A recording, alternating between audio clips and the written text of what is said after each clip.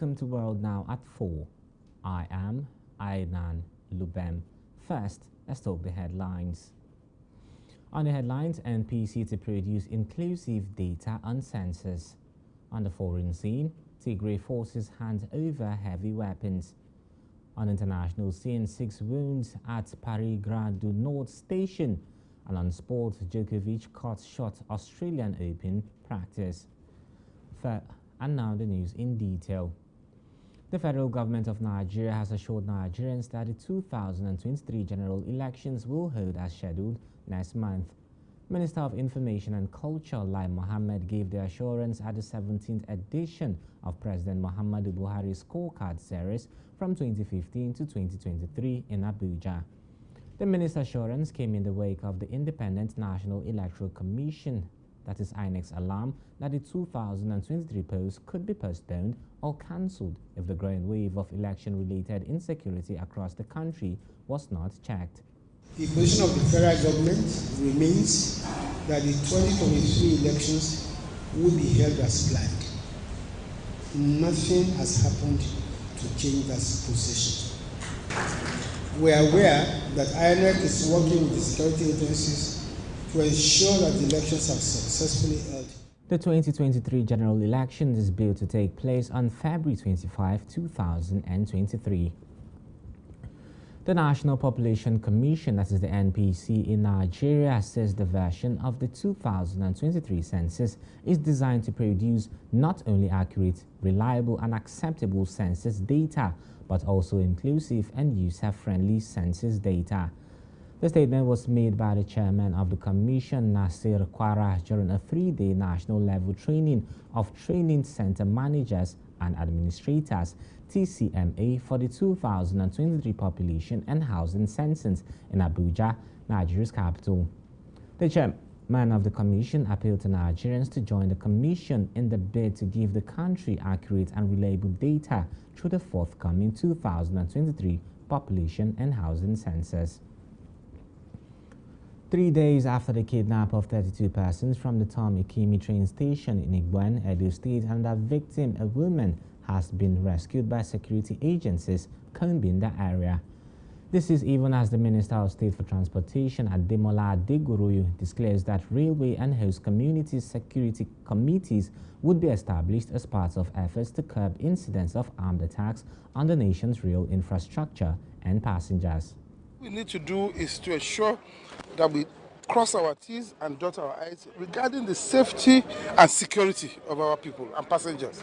We are going to set up, one of the things we have also decided at this meeting is to ensure that within the next few days all over the country we will clear the bushes around all our train stations. There are also steps we must take to ensure even better security. For example, perimeter fencing. It's on the cards. It's not arising from this meeting. It's been on the cards. Nobody was shot. Nobody was maimed. Okay, they were shooting into the air and they were not shooting our passengers. And I thank God for that. But let me assure you that whether the figure is 31 or the figure is 29, these are security issues which we cannot all volunteer. But I can assure you that we know, we have an idea of those who are kidnapped. This came on a day managing director of the Nigeria Railway Corporation that is the NRC, Fidet Okihira, attributed this attack to sabotage, adding that the corporation was yet to complete its security architecture of train stations across the country when this latest attack occurred. But you have seen, we have not, when we are there, the train passed. I don't think it's good to shut down the operation. It will not go, it's not good for the Nigerian spirit. So we never give up. I don't think we will give up. While they are planning, we'll also be planning to ensure that we don't have such a situation again. No, but we just not stopping here for now till we know what is actually happened. Then we'll come back, maybe within the next 1 week. But I think the government can do better. Meanwhile, the Vice Chairman of the Senate Committee on Land Transport, Nicholas Tofomowo, has called on the federal government to establish railway police at every station to curb attacks on rail passengers and stations across the country. Suspected gunmen numbering about 20 ambushed some National Drug Law Enforcement Agencies operatives who were trailing a drug baron from the Agege area of Lagos mainland. The The operatives were trying to intercept a truck conveying unknown quantities of Canadian loud on Awolowo Road, Ikoyi, Lagos State around 1 a.m. when they came under a rain of gunfire, but the attackers were repelled by the assistance of some soldiers. However, the hoodlums escaped with the baron, who had been on the watch list of the drug agency for some time. The incident is coming against the backdrop of the arrest of several drug lords and the crippling of their criminal enterprise, leading to seizures of huge quantities of narcotics and other illicit drugs. It was reported that the NDLEA recently froze 126 bank accounts belonging to a suspected drug lord, Nsofo Chukwudibia. The accounts domiciled in various commercial banks had cash inflows of 4.3 billion naira and outflows of 7.9 billion naira, while over 50 billion naira had passed through them.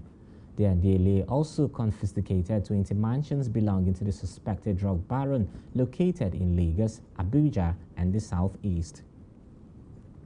When we return, news from other parts of Africa. Stay with us.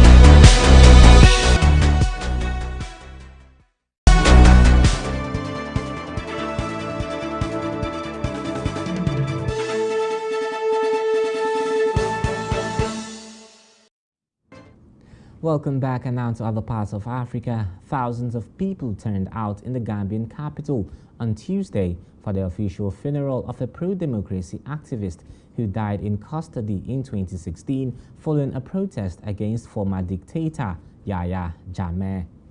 Mourners lined in the streets of Banjul as police passed by carrying the flag-draped coffin of Solo Sandeng in ceremony that revived memories of Jammeh's brutal rule. Solo was a catalyst to our newfound democracy. He inspired the masses to expressly desire and vote for change and freedom. Solo's legacy has inspired us in our current security sector reforms and the transitional justice. Newsmen gathered that the dictator held sway over the tiny West African state for 22 years until he was defeated in presidential elections in December 2016 by political newcomer Adama Barrow and fled to Equatorial Guinea. Sandeng died in custody in April 2016 at the age of 57 after organizing a protest calling for the return of democracy. The Gambian authorities have charged Jammeh with murder, rape, torture, and corruption. However, he retains substantial clout back home. Barrow's government, which won elections in 2016 and again in 2021, has yet to fully implement recommendations made by a Truth and Reconciliation Commission in 2021. The implementation of the peace agreement signed to end one of the deadliest conflicts worldwide in Tigray has begun. Getachew Reda, rebel authority spokesman, disclosed this via his official social media handle that Tigray has handed over its heavy weapons as part of its commitment to implementing the #Pretoria Agreement, which was signed on November 2nd by Ethiopian government and the Tigray rebels. In his tweet, Reda said an African Union monitoring team confirmed the handover. He further expressed hope it would go a long way in expediting the full implementation of the agreement. We now move to other parts of the world. After this break, stay with us.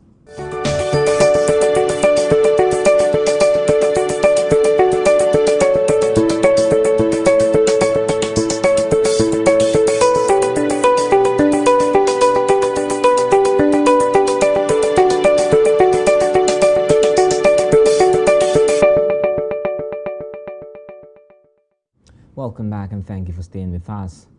A leading German lawmaker visiting Taiwan says Germany will not provide the island with weapons and has not been asked to do so, as China has warned that foreign politicians who visit the island are playing with fire.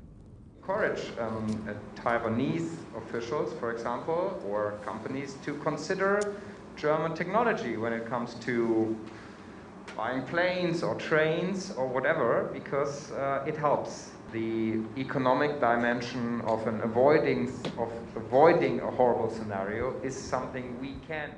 A senior politician in German defense circles told a news conference in Taipei on Wednesday that Berlin had no plans to send weapons to the democratically ruled island. Taiwan, viewed by Beijing as its own territory, has faced mounting pressure from China, which has been ramping up military, political and economic pressure to strengthen its claim.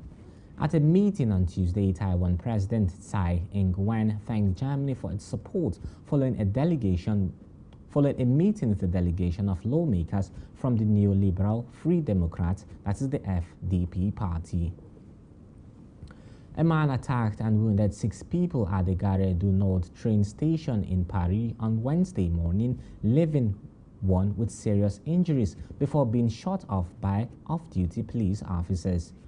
Interior Minister Gerald Darmanin told reporters the man attacked travelers with what looked like a homemade weapon at 05:42 GMT at the entrance and inside the station. Police had earlier said the man had used a knife or blade. Gare du Nord, one of the busiest stations in Europe, is the arrival point of the Eurostar train from London and a major gateway to the north of Europe. Asked about possible terrorist motives, Darmanin said a criminal investigation had been opened, but that so far no investigation for terrorism had been opened. Brazil's judicial authorities have ordered protesters to be arrested. One official, the former commander of the military police, has been arrested, according to local media. We'll now move to business news after this break. Stay with us.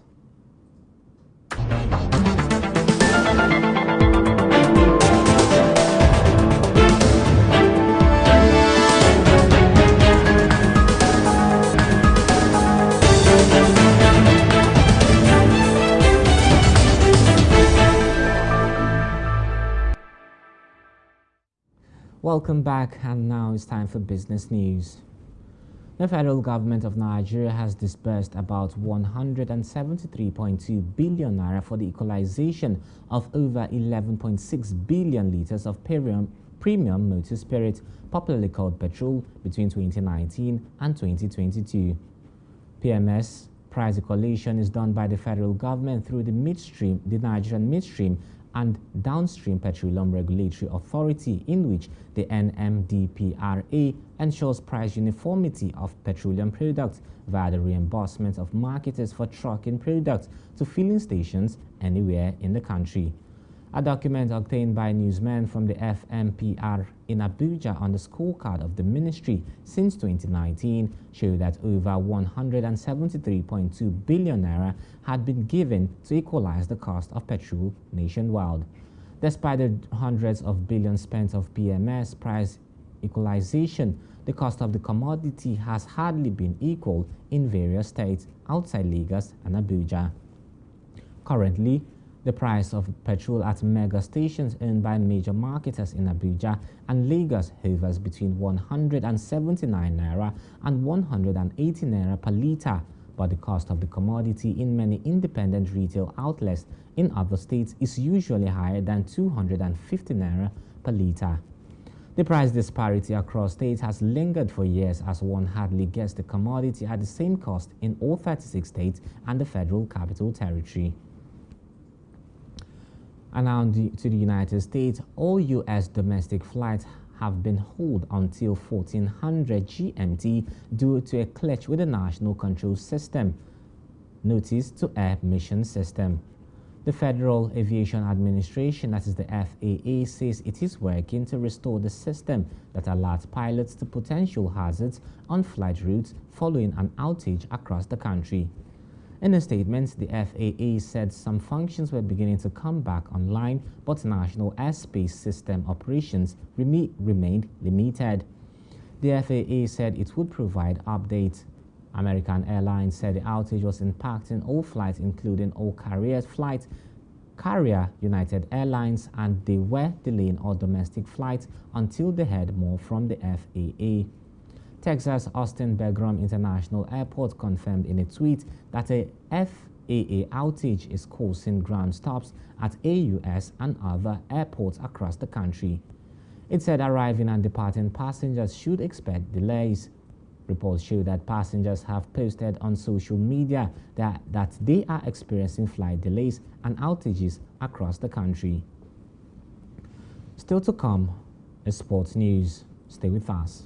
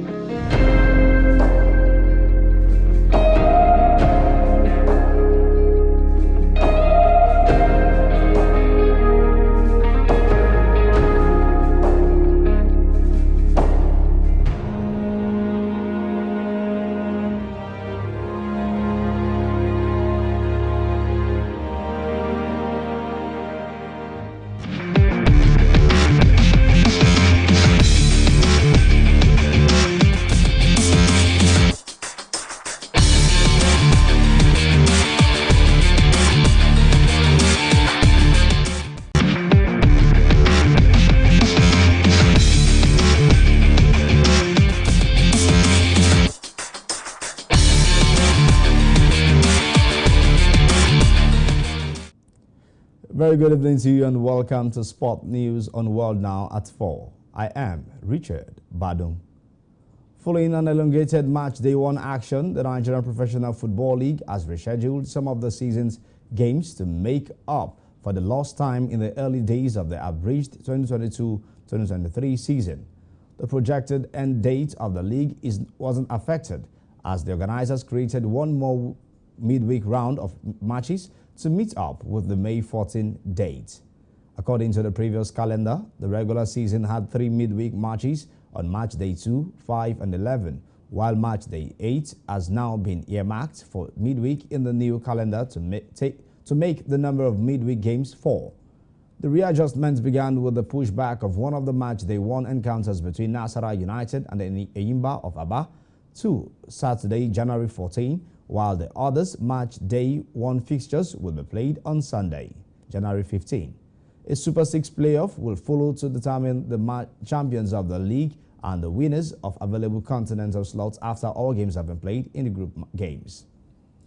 Away from that to tennis, where Novak Djokovic has said he did not want to risk anything after a hamstring issue cut short his practice match with Daniil Medvedev before next week's Australian Open. The Serb 35 was practicing at Melbourne Park for the first time since his deportation last year. He added that it had been the same hamstring that had troubled him last week on his way to the title at the Adelaide International 1.